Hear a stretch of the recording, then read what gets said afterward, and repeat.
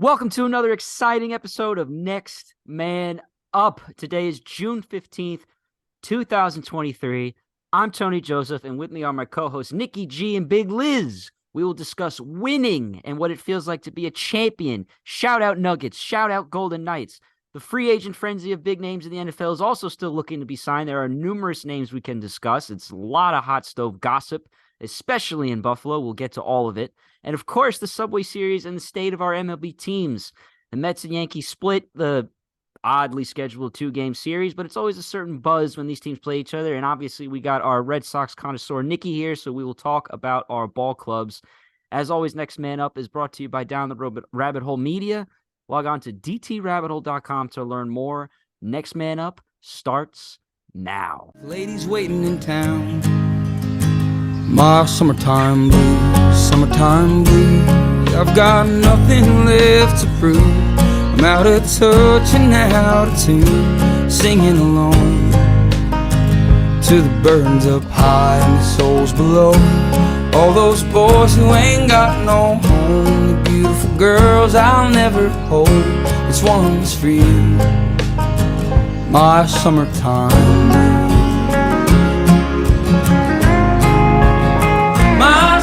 Gentlemen, it is my understanding that Chris, you went to Country Fest in South Carolina, and Nikki, you went to Wyoming.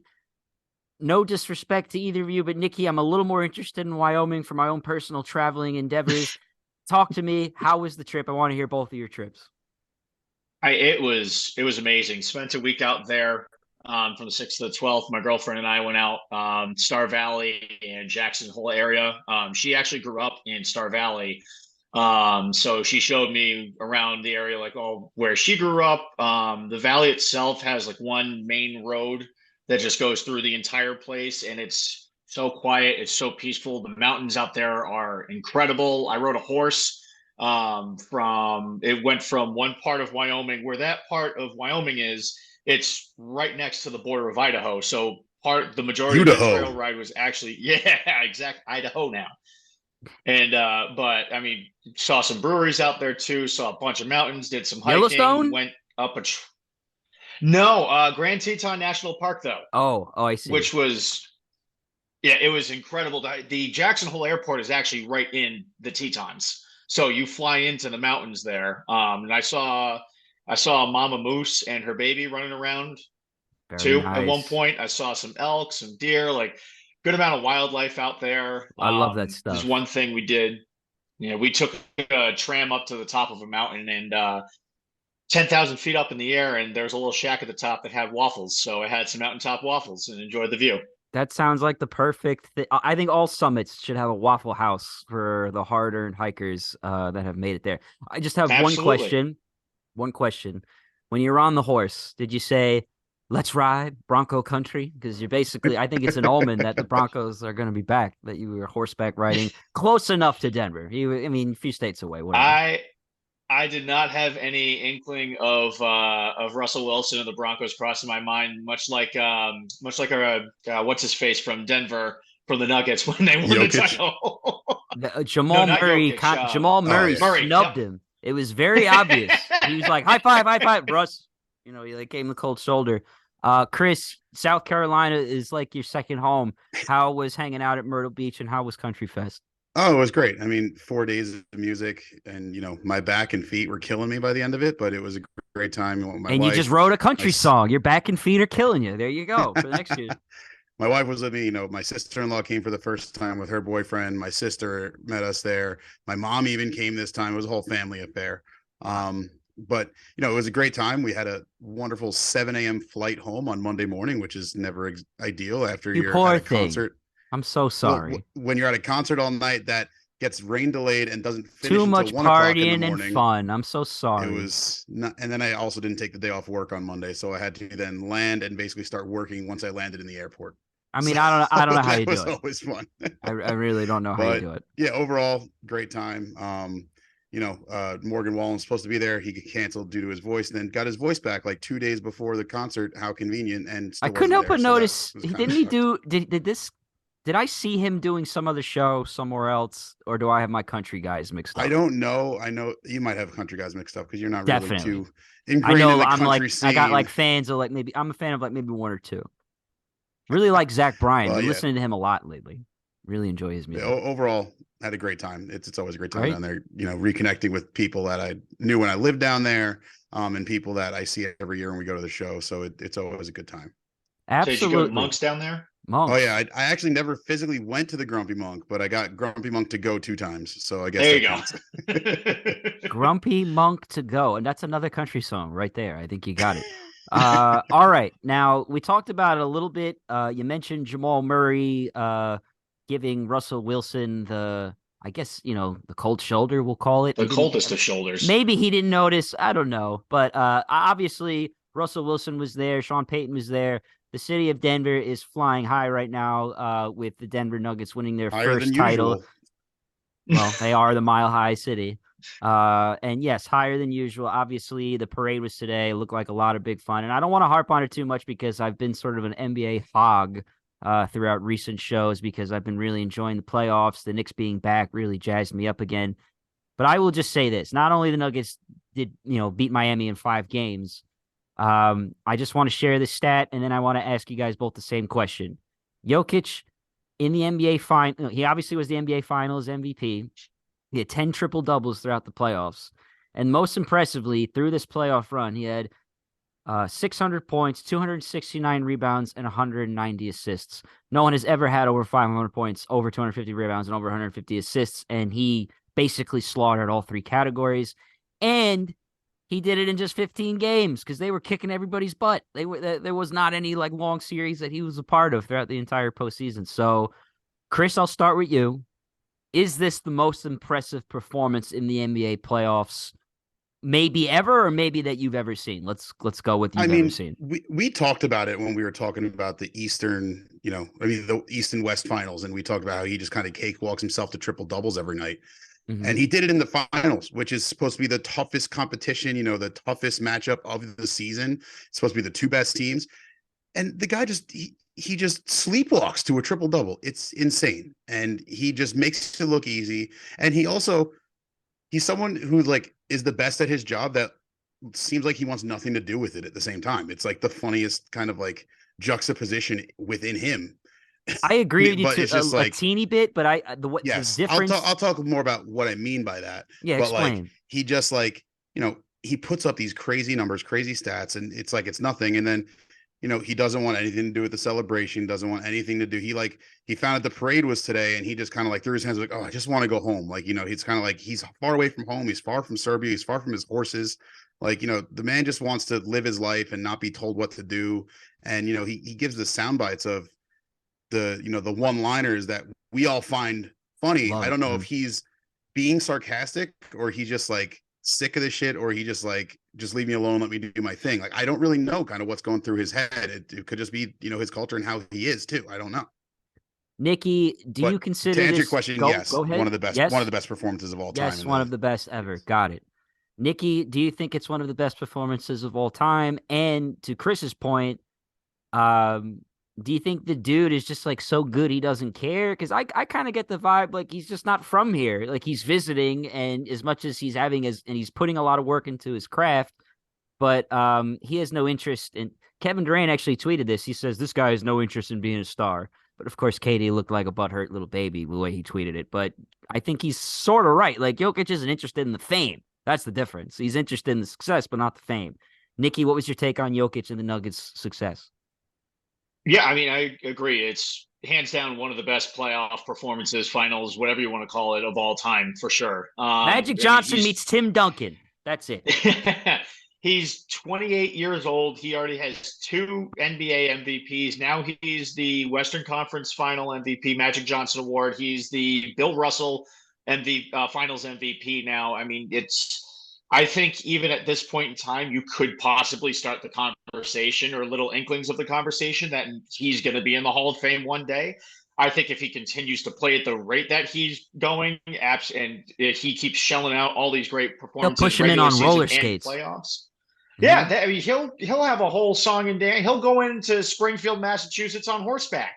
I hope so. No Or maybe pun he'll just zoom intended. in from Serbia because he probably doesn't want to go. Exactly. And I think there it seems that there is a little there seems to be part of him that isn't necessarily to kind of back up Katie's tweet. He doesn't seem like he's interested in being a star. He seems like he's a very quiet and private person and just wants to he has fun playing basketball, but at the end of the day, he has his other interests and he has his own life and he doesn't want to get too out there. He just seems like he's content with being a reserved quiet star And I think just kind of has Mhm. to accept the fact that he's a star in the NBA, but just wants to keep to himself in the long run. I think the reason his personality bothers, Kevin Durant is because he's it puts pressure on people like Durant and LeBron to be like way more humble than they definitely are because he's just the most the word I use, and maybe it's just not as sexy or fun as some of the the star attitude, like, oh, this guy wants to go to this team, he's got beef here. Like, we're gonna talk all about it in the NFL, all the drama around all the other teams. He's not about that. He's really the most unselfish player we've ever seen. He actually gets mad when people consider him a scorer. He considers himself a passer first. And I'm not joking. He is Mhm. literally like Magic Johnson and Tim Duncan had some sort of baby and created this like But perfect basketball player. and then also you saw at the end of the finals when that last game was over, before he even celebrated with his team, he went over to Miami's bench and he congratulated every single person on Miami's team. And that's a huge class act by him. I think So very admirable by I, Jokic. I agree. And I this guy is great for the NBA. Like, not good, great. He's got an amazing story. His family's there supporting it. I mean, I was beaming watching him hold up his little girl. I mean, this guy is like 8 feet tall already. So this girl on his shoulders might have been like 9 feet tall. And she was in the center of the arena, surrounded by screaming, Mhm. chaotic fans. And she was just like, ooh, like she wasn't even like phased by it. And he was drafted Worried she during was a going to be Taco too Bell much for her. commercial too. Yeah, And can we petition Taco Bell to bring back the quesarito in Jokic's honor, even just for a the day? Jokerito, let's make it happen. He could be the mascot for it. And it's a triple double menu. We got to have three things on it. Absolutely. That are essential. The triple double special. Work on the menu. And yes, absolutely. The quesarito triple double special. And that's Yeah. his chance. Yeah. That's his chance for fame. He can market that since he was drafted during And Taco Bell. I kind of wanted to bring up something else that you talked about him. When if he goes to the Hall of Fame, he's not going to want to be there. This is kind of going off topic, but yes and no, because you look at the interview that Jimmy Butler that was going around this week, him saying he's like, if I'm in he's like, I don't care if I get in the Hall of Fame. He's like, I'm not going if they put me in. They're like, you're not gonna go in. He's like, I'm not gonna show up. He's just like, he doesn't care about individual awards. And so I think that I don't you even had believe two it. stars, but you have two stars on each team that are essentially saying it's about the team. It's not about the one person. So you look at the two teams that were in the finals, and they're, they are stars, but they're not like the stars that we're talking about all season long. Oh, And, yeah. Is it, but like, this finals kind of shows, like, is it the end of like the quote unquote super team? Because those teams seem to fizzle out, whether it be Phoenix fizzling out or the Lakers getting swept. Like, these super teams that are constructed to win the championships, make it to the championships, don't get past, the second round. Like, is it the death of the super team, and the more humble I can and answer your question in structured September. teams are the ones that are winning? I won't have an answer to your question until like September, October, because you never know who the fraternity of stars can really recruit. You never know who will end up on the Lakers. You never know who will end up on the Celtics. And yeah, the era of super teams, I definitely think it's different. It seems like a lot of teams now have like a lot of Batman and Robins. There's not like three or like obviously the Miami Heat, they had three studs, and then they had a Hall of Fame shooter and Ray Allen just hanging out. I mean, Bosh, Wade, LeBron, Ray Allen, Mario Chalmers, he was, no place on that starting five if you consider the star power of that team. They were I'm not saying it's over, because it totally can happen again. The Knicks honestly are young enough where if they could recruit enough stars, you would hope that they could stay together for a long time. But I like it this way. I prefer the parity of the league. And even like when the Bucks won, outside of Giannis, they weren't budding with stars. Like they had just Chris good Middleton's players health that has been came a together. problem for them. When he's healthy, he really is that almost like 1B option for because he can shoot. Giannis's only flaw is he can't shoot. He can do everything else. He just cannot shoot, Yeah. especially from the free throw line. Now we saw That was some my tangent that I wanted to go on. Oh, you're good. You're good.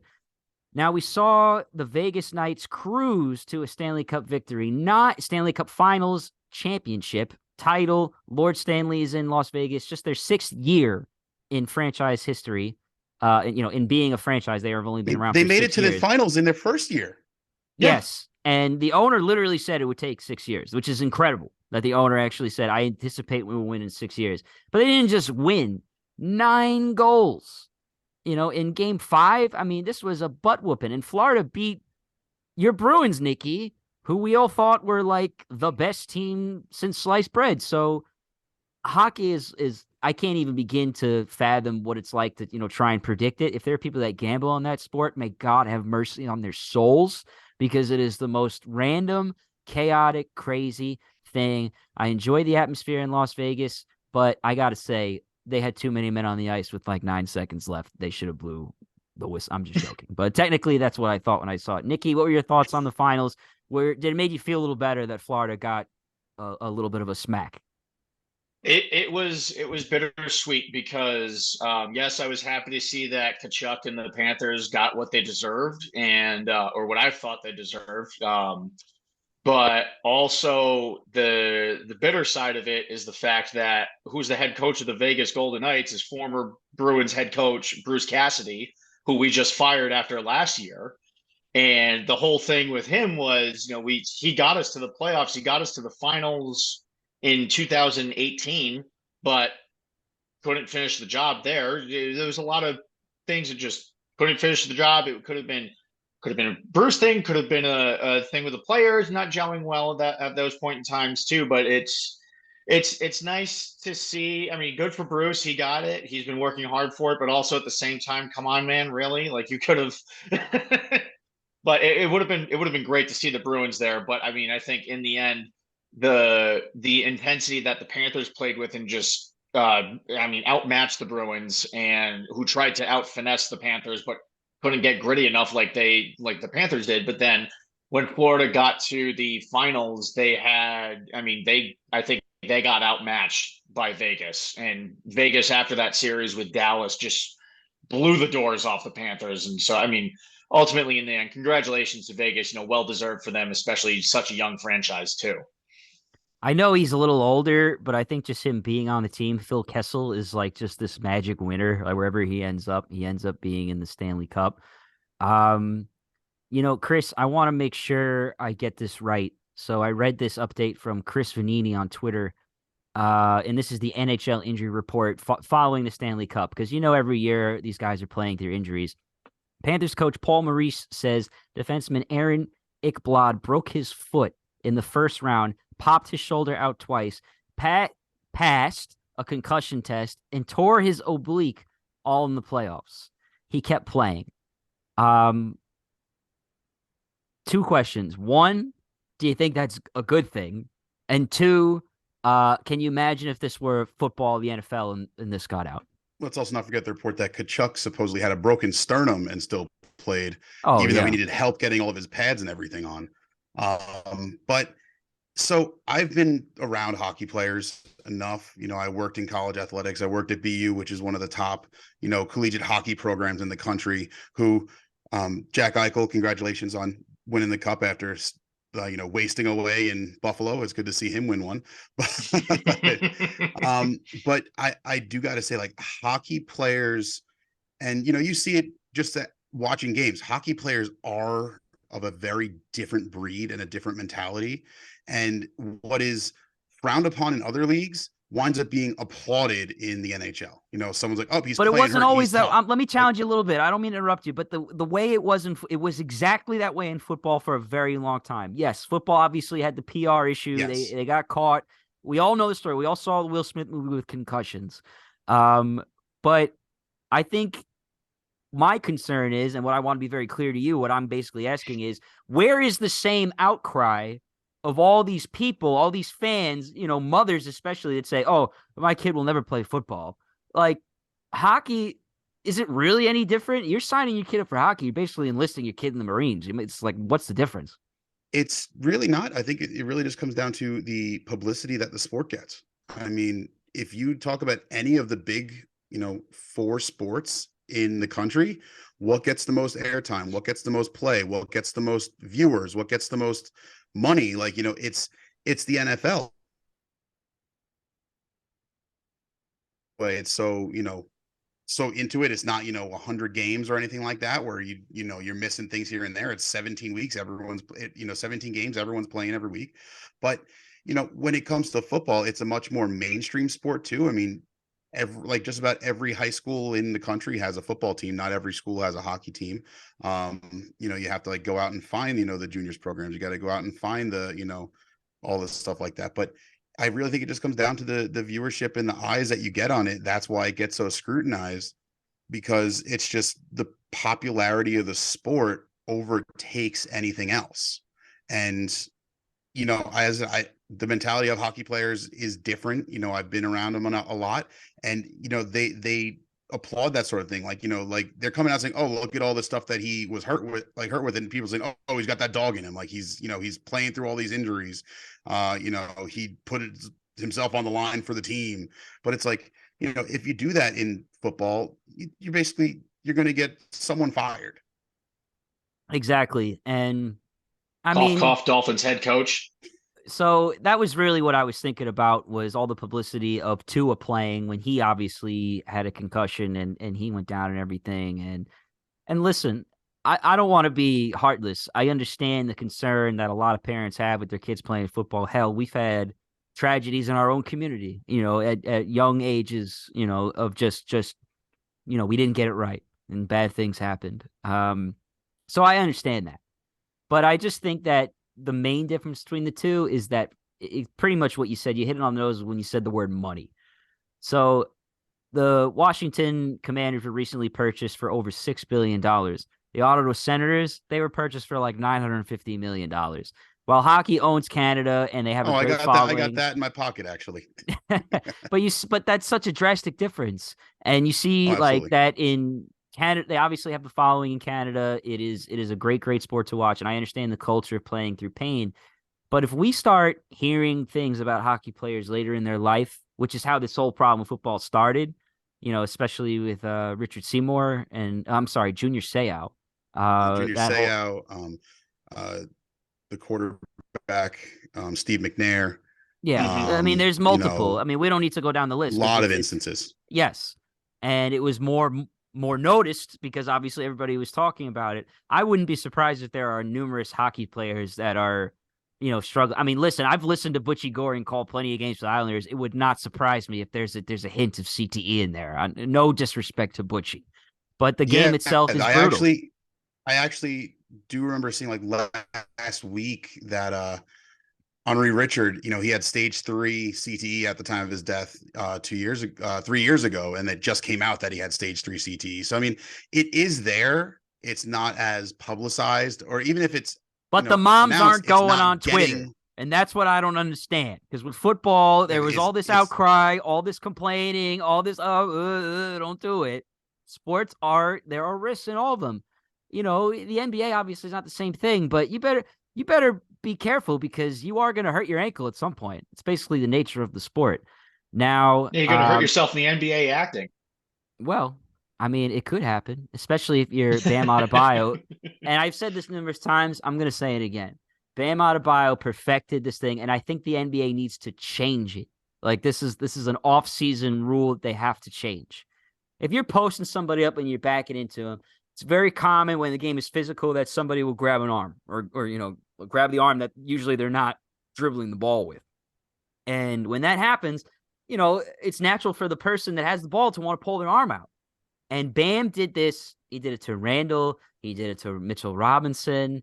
He did it to Horford on the Celtics. I mean, he did it to everybody. Anybody that backed into him, he'd grab his arm, and then when the other guy tried to pull his arm out, he'd go, oh, and he'd just like flail his body. And then when you Kyle Lowry was doing the same thing. Yeah. Oh, yeah. It's part of the Miami brand of basketball, which I just, I have to say, I didn't like it. Obviously, I'm butthurt. They beat my Knicks. It wasn't fun. But like the fun and excitement that I felt earlier against the Cavaliers, like actual entertaining basketball, it's like, hey, let's slow it down. Let's blow the whistle 72 times. Let's make the game impossible to officiate, because if you're going to foul every single time, how do you actually officiate that game? To me, it's not fun. And I think that's ultimately what the Heat are trying to do. They're trying to slow things down. They're trying to win things their own way. So I'm kind of glad that Denver got the last laugh. Now, let's go And into there has to NFL. be a precedent set with it too. Yes. I just start finding guys, start cracking down on it. We know what's going on. Stop ignoring it. That's Like the what it is. NHL has a rule against flopping, put it in the NBA. Maybe the NBA needs a penalty box, a flopping box. Exactly. Yeah. Penalize flopping in the NBA. Why not? No, technically, they're Out supposed of to. bio, LeBron James, Technically, Kyle Lowry, they're all of them. supposed to. They just don't. But like, if it's blatant enough, they don't necessarily have to blow the whistle. But they could also say, "Hey, you're flopping, dude." Like there could be some interaction, but there isn't. Now, NFL market is pretty crazy right now. I want to talk about running backs. Obviously, you got Saquon doesn't want to sign his franchise tag. Same thing with Josh Jacobs. It looked like he was going to sign the franchise tag. Supposedly he hasn't signed it yet. And I understand the players not wanting to sign the tags, but on top of that, you got Ezekiel Elliott released. You got Kenyon Drake released. You got Leonard Fournette released. I mean, these are some names that if we're playing fantasy football, you're probably looking to grab them in the first 4 rounds. Like, these are really valuable players. So, Nikki, do you think it's right that running backs don't get value nearly as much as wide receivers and quarterbacks? And do you think it's necessarily wise to not pay them? Because obviously they can be, if you look at Derrick Henry on the Titans, they can be the difference between a good and a bad team.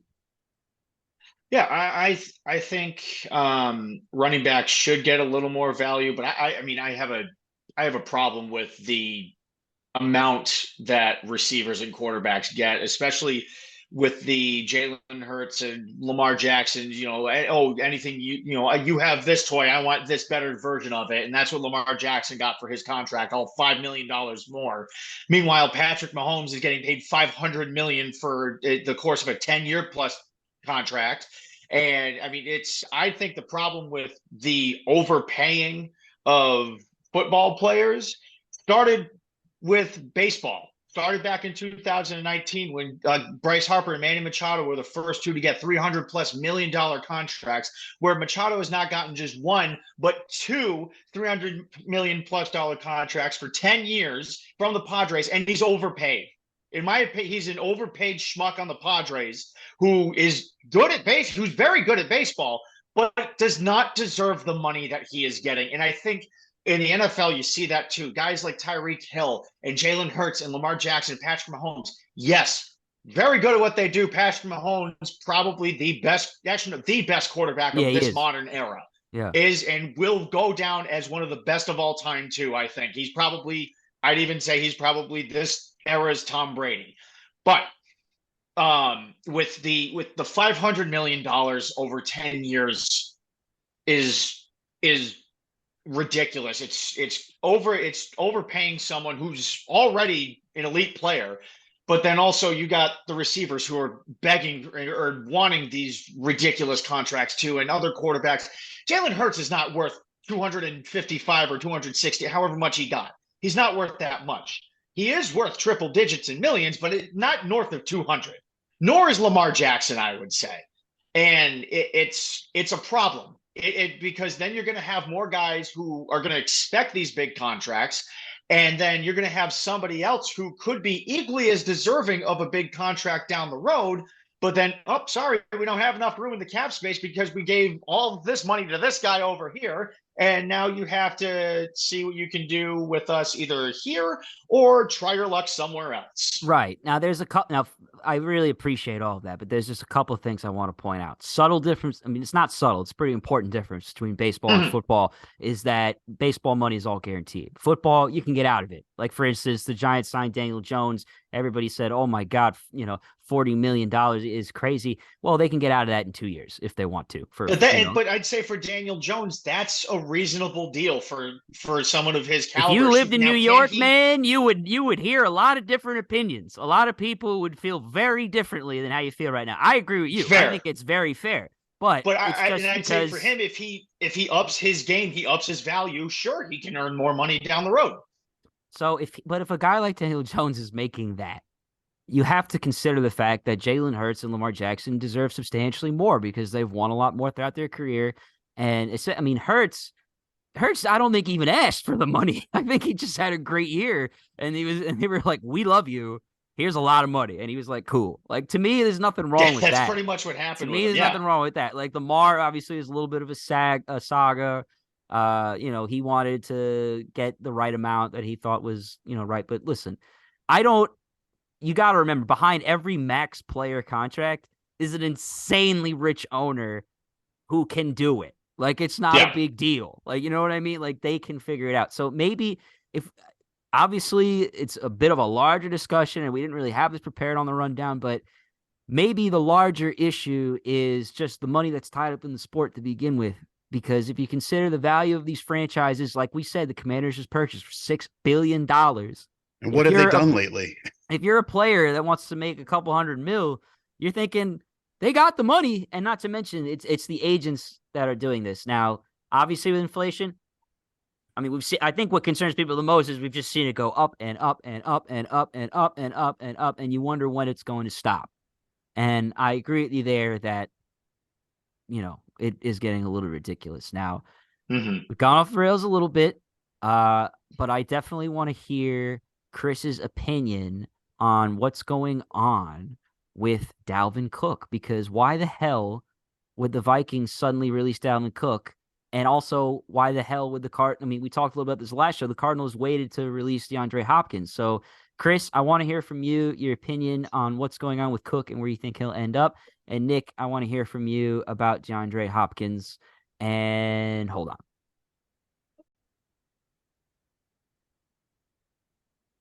Chris, Dalvin Cook, where's he going to go? So when you're talking about Dalvin Cook, what is the running back market right now in general? Because as you mentioned, there are all these backs that are free agents, whether it be McCaffrey's the market. McCaffrey's the market, sure. But it's like, I'm not talking about what they get paid. I'm talking about, there are all these big names that are out there, yet no one scooped them up yet. So now Dalvin Cook just joins this very crowded, running back. I don't know what you want to call it. Like this like pen of running backs that people can choose from between him, Ezekiel Elliott, Leonard Fournette.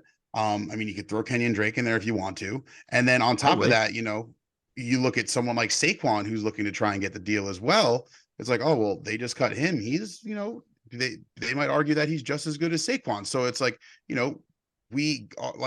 Saquon, first off, probably should have taken the deal that he was offered when he was offered more money, because, it's biting him in the ass right now. Well, we'll see what he ends up getting. We'll see. But he's still not under contract yet. So, in my opinion, he should have just taken, what was it, 12 million that he was offered, or 13, whatever it was.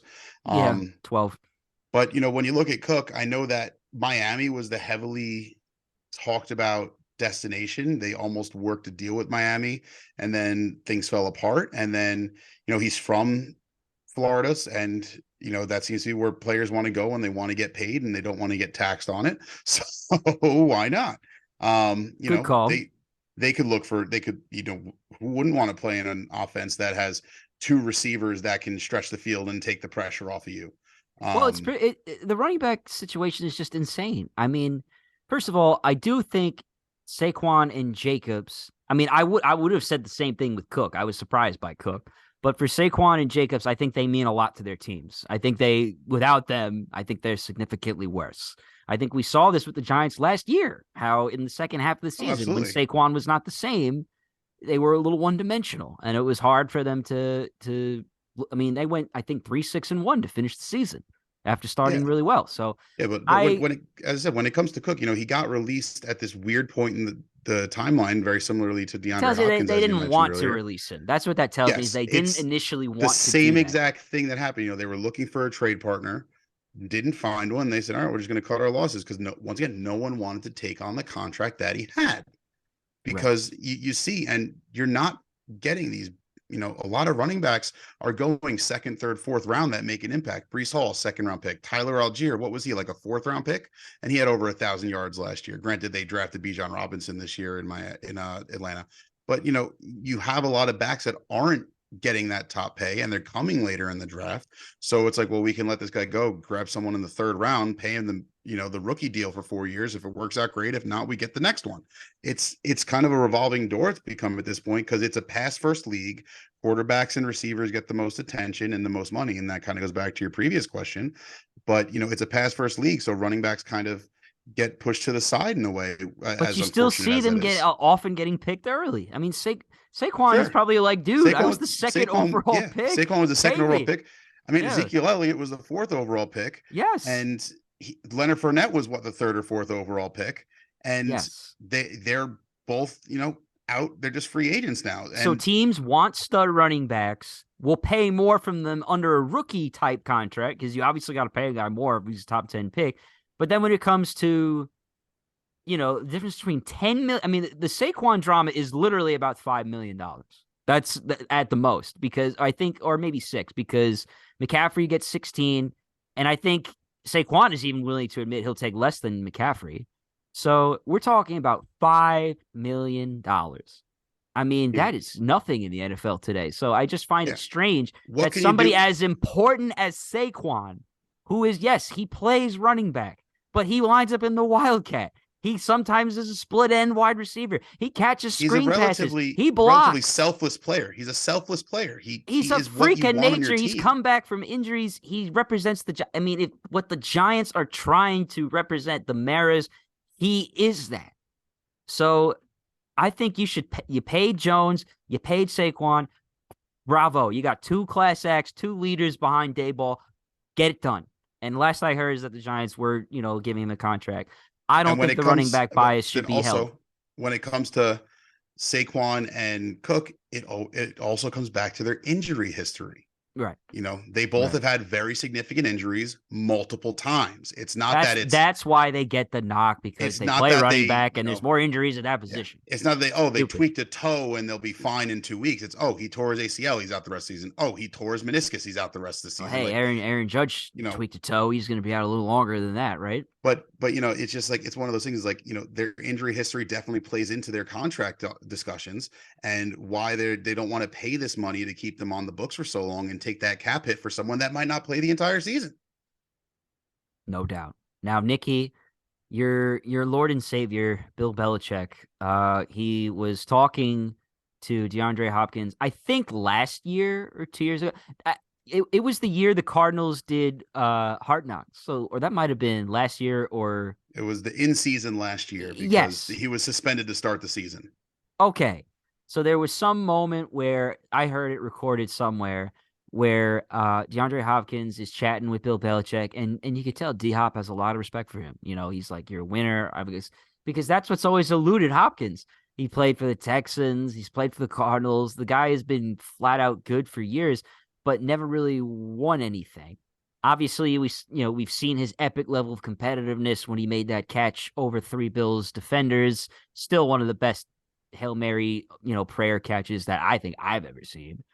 And if I'm the Patriots and I got a guy like Mac Jones who is struggling to know where to throw the ball, he's kicking guys in the nads, he's losing sight of who he is, I would bring in a DeAndre. I mean, this is what the Giants did with Plaxico Burress and Eli Manning. They brought him in and they said, listen, he's really good. Throw it high and far to him, and you'll feel a lot better. And it worked. So I think that's what the Patriots want to do. And I have no better person to ask than one of the biggest Patriots fans out there, Nikki G. Do you think that's what the Patriots should do at this point of the season? And if so, what would you pay a guy like Hopkins? I think that, I did see the Patriots right now have about 14.2 million in cap space. So I think something very close to 14. that limit. Yes, 14. Yeah, give them 14. Give them 14. Put the other 200 grand to someone else. But I mean, if not the full or just at the 14, then very close to the 14, I think. Or you give him cut somebody, you give him a little more. That's yeah, it. you do Yeah. something like that. I mean, training Mm. camp's going to come up, or if you get some guys off the roster, you can restructure the contract should you sign him. In football years, he is. I mean, he's 31 years old right now, so Right. in football years, he's getting up there. Yeah. Especially for playing receiver, which is can be very physical, not as physical as a running back or some other positions, but I think with that guy, it could be somewhat of an equivalent to when the Patriots brought in Randy Moss when Tom Brady was there, and be that That's what because Bill is trying to do. yeah, and they've missed that. They haven't had that same kind of deep threat that they've had since Randy Moss was on the roster. So Hopkins could potentially be that deep threat. You have, I mean, coming into the season, you have Devontae Parker, Tyquan Thornton, Kendrick Bourne, Juju. and Juju. Yes, that's right. I was thinking about this the other day. I almost forgot Juju. But you have those four guys as who are right now set to be your starting four receivers for this upcoming season. But if you do bring Hopkins into the mold, now you got to try and move some stuff around. Maybe Kendrick Bourne takes less of a role in that sense, or maybe Tyquan Thornton gets a little bit of a backseat to it. But I think this would be I would be excited for Hopkins to be on the Patriots. It would be fun. And to have him play for Belichick, I mean, you have a guy who wants to play for a winner. And I think a lot of people in the league, a lot of guys in the league have probably said at some point in time they want to play for Bill Belichick or have wanted to play for Bill Belichick based on the caliber of his coaching and the resume that he has throughout his career. The interesting thing too on this was that going into this, the whole buzz was, well, Bill O'Brien's back on the team. He's the offensive coordinator. And him and Hopkins had their big blowout in Houston, which ultimately led to O'Brien trading Hopkins to the Cardinals. But apparently yesterday, one of the reports that had come out from the first day of the visit was that they squashed the beef. They've moved on. And it also helps that if he does play for the Patriots, O'Brien's not the head coach. So he's going to have Belichick as the head coach, but O'Brien would be the offensive coordinator. And that means O'Brien takes a little bit of more of a back seat in that sense. And the main guy that, sure, Hopkins would still have to answer to him as the OC, but the guy in the end he has to answer to no matter what is the head coach.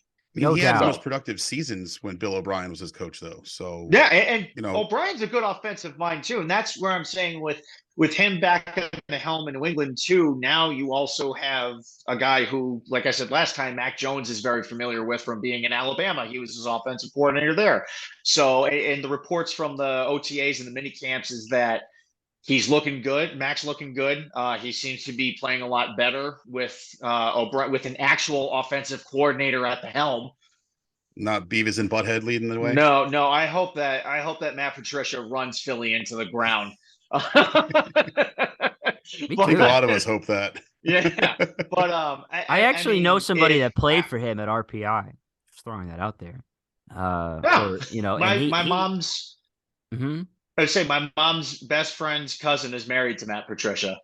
Oh, so you know him a little better. Well, fun fact there. So what does that make you? I've never met absolutely him. nothing. It makes me absolutely nothing as well. But I'm just saying, I talked to my friend, and I think he was surprised at how much he struggled in the NFL. You know what I mean? Yeah. Based on his experience playing for him in college, it's a different ballgame in the NFL. But in regards to D-Hop, there are a lot of diva wide receivers out there, and we see this crap with Diggs, and it's like, what the hell is going on? You got your deal, you play for a great team, you were upset with the loss last year because you probably should have made the AFC Championship. Fine, but then you don't show up to the first day of practice, and you make the coach go on TV. Now the ESPN cameras are everywhere. I mean, the distractions are everywhere. Josh Allen has to, talk about how much he loves you and all this. It's just like, it seemed like way too much. I've never seen DeAndre Hopkins do anything like that. His whole thing with Bill O'Brien, I'm sure at the end of the day, he's a playmaker. He wants the ball. This is a tale as old as time. We've seen this time and time again. But I think you could argue Odell at times was more distracting. I never saw DeAndre Hopkins do a Lil Wayne interview and release it the day of a game when the team was 0-4. Never seen him do that. Never seen him go after a kicking net on the sidelines either. The kicking net thing was a little overblown. I mean, of all things to worry about. I mean, so he kissed a kicking net. So what? I mean, it really doesn't bother me. But yeah, no, I got you 100%. D-Hop, if he doesn't go to New England, I'd be surprised. I mean, it's got to be Baltimore or Buffalo. Like, hey, let's win. I know with D-Hop too. Before New England, he visited the Titans, and apparently he had a very good visit there too. I would be surprised if he decides to go there. I mean, don't you want to win at this point? It would be surprising for sure. Yeah, I mean, no disrespect to the Titans, but they don't seem to win. Yeah. They don't seem to put it together when it's time. No, I mean, would you be excited about catching balls from Ryan Tannehill?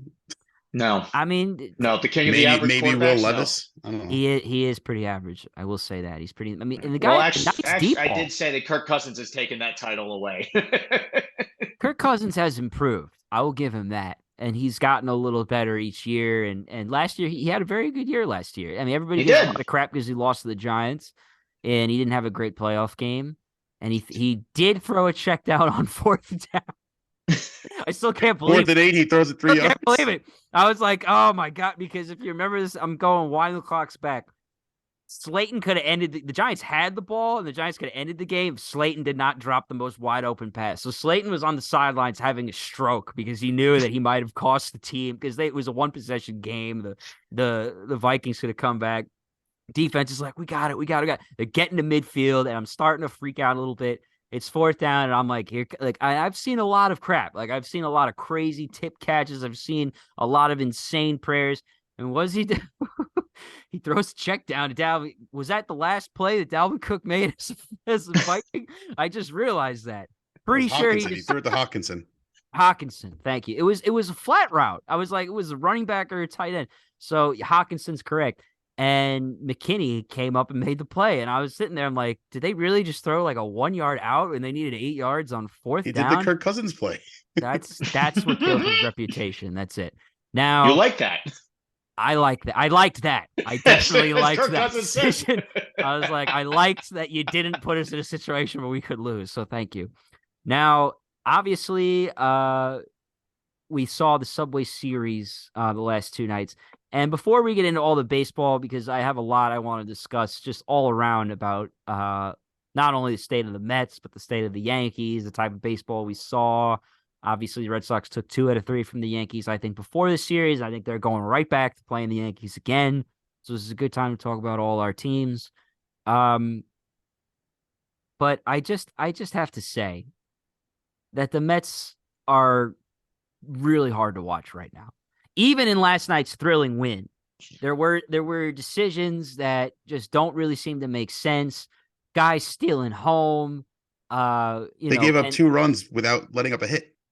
And Nimmo, I will say this: ESPN did not need to insult Nimmo 20 times after he got caught in a bad spot. He anticipated that they would send that runner home, which they should have, given the situation.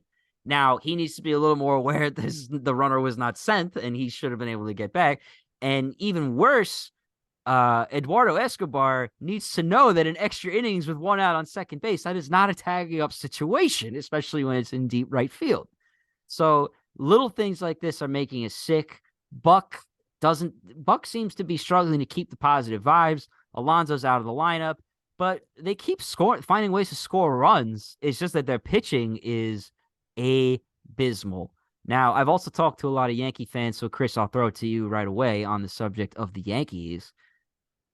Are the Yankees, are they good? Obviously, yes, they've won some games. They're 39, 32, around there, something like that, right?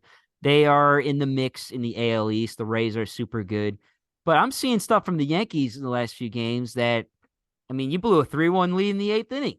That's pretty bad, right? They seem to be making a lot of dumb mistakes as well. So maybe the New York teams aren't as good as they were last year. What do you think of that, Chris? I'm tired of Boone to start off. I've been tired of him. I never liked the hire in the first place, and he's done nothing to prove me wrong. Wow. He does a lot of complaining. Zing. I mean, he you got to at least give him this. He's a hype man. You know, sure. he has his players back, which is what they hired him to do, by the way. Sure. You know, I was never a big fan of the hiring. Then maybe you don't like Cashman. I mean, he's trying to be. I mean, I think he's like a puppet, but that's besides the point. Cashman's a puppet, or Boone's a puppet? Boone is the puppet for Cashman. Right. So isn't it hard to get mad at Boone if Cashman is just if Boone is just doing what he was hired to do? Because literally the year before he was in the ESPN broadcast booth, pissing me the hell off whenever I had to listen to him talk about my team. Because anytime I get the ESPN booth, it's terrible. I got Gary, Keith, and Ron regularly. Like I would never want to leave them. But obviously, when you get the national broadcast, it's a different story. But I mean, it's weird. It's just like it's been a weird season, injury laden again. I mean, I don't know why the injury bug always seems to bite them. It's baseball. I mean, it's baseball, but it's like every time it's like, you know, everyone's got glass bones and paper skin. Harrison Bader can't stay on the field for more than a week. Edwin Diaz tore his patellar tendon, jumping up and down, celebrating in a non-Mets game. I don't want to hear it. I really don't. In terms of unexplainable injuries, don't even go there. All right, because I will beat you in every category. I'm not. It's not a contest. Cespedes was hurt. I just have to remind you that I lived through this. Yoenis Cespedes hurt both his ankles because he stepped in a hole. That was the story. That was the headline when he hurt his ankles. He was on a ranch in his home. He had a ranch in New York or something like that, and he stepped in a hole. He's probably wrestling a boar or something. He was doing something crazy that he shouldn't have been doing. The Mets are the kings of this, and it always happens. Nikki.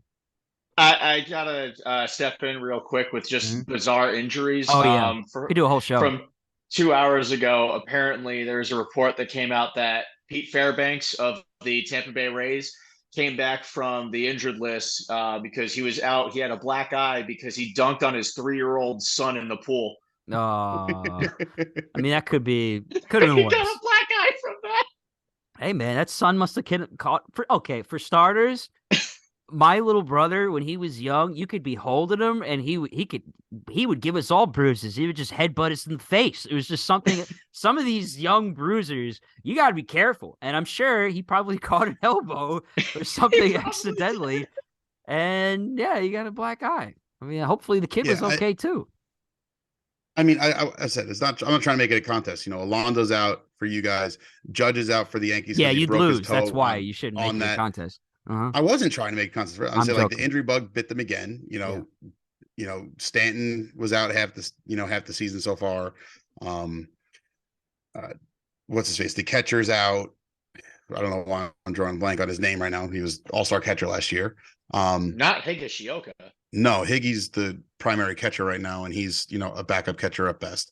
So it's not Sanchez because he's no longer there. No, but of course he's killing it in San Diego. The second the Mets cut him, he goes out to the Padres and absolutely dominates. Is it Higashioka or Trevino? No. Trevino's out. You know, he got hurt. I said Bader's out. He got hurt. Judge is hurt. You know, you got a bunch of guys that weren't on the roster to start the season that got called up, whether it be Billy McKinney, who I love Billy McKinney, know him, great guy, great kid. I knew him when I was working in the minor leagues. You know, you got him, you have Isaiah Kiner-Falefa in center field when he's naturally a shortstop, you know, infielder, third baseman, but you know, he's actually been playing pretty well in the outfield. He's always been a good glove. Yeah, he's got good defense. I mean, he stole home last night, so I can't get too upset about him. But you know, the lineup is not pretty by any means, and you know without Judge is just so important to their lineup. He's so important to that team. There's a reason. As is Alonso to the Mets. There's a reason that they gave Judge the contract. There's a reason they made him the captain. You know, he is the heart and soul of that lineup. And when he's not in, it's a completely different lineup. And you know, you don't have the power. You don't have the, you know, the pop that he's getting because he can, and he also has great discipline at the same time. I mean, Volpe has his moments. He's still showing he is a rookie. He has a couple, you know. I think he'll be fine. I think he'll be fine. You know, he still has his rookie moments. But it's just, I don't understand some of the lineup decisions that they make. The starting pitching, It's not outside a of, decision. It's an algorithm. It's literally I spit out know, for them. It's not like but somebody I was saying, woke up like, and said, hey, let's do this. That's not happening. Buck well, Showalter recently admitted he's not making throw the lineups algorithms either. out. Throw the algorithms out. They don't work. Too late. Too late, dude. But You're like you 10 know, years too late. the rotation, they get two pitchers, and one of them hasn't even pitched for them Yeah. this year, and the other one they traded for in the middle of last year hasn't pitched for them this year. You know, when it comes to the trade deadline in just over a month, I wouldn't say they're sellers by any means. I think the but Yankees should be buyers. I would say the they- Mets should be sellers, honestly. the Yankees, they're perpetually buyers at the deadline. Last year, that's when they brought in Bader. That's when they brought in, another arm for the rotation, or, someone at the bullpen. But it's just like every deal they've been making lately seems to just bite them in the ass one way or another, whether mainly from injuries. They went and they traded for Sonny Gray a few years ago. He was terrible in New York, and he's one of the best pitchers in the league now. That's what happens sometimes, though, in New York. And trust me, obviously, the Mets are no secret to that. They understand that. Now, Nikki, Dom Smith was ejected in one of the Mets relief pitchers, came in to throw in a tight ball game, and he was ejected for, quote, Drew too Smith, you mean? much. Pardon me. Dom Smith is previous Mets player, Drew Smith. Drew Smith was ejected for, quote, too much sticky stuff. Now, this is driving me a little nuts, and I'm hoping you can clear it up for me. How much sticky stuff is too much sticky stuff? And why do they allow any sticky stuff?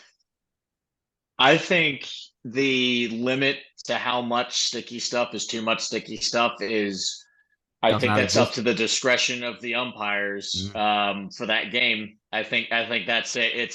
And I also still find it funny that Josh Donaldson was the one who raised a stink about it a couple years ago, and now he's playing on the same team as Garrett Cole, who he called out for that. But I mean, Everybody hates Donaldson, dude. Like literally. Yeah, everybody. this is also true. No one likes Donaldson, but Ever since that little I mean, incident, yeah, we don't need to get that's into true. it. Yeah, Go on. but it's a weird thing. Yeah, I get it.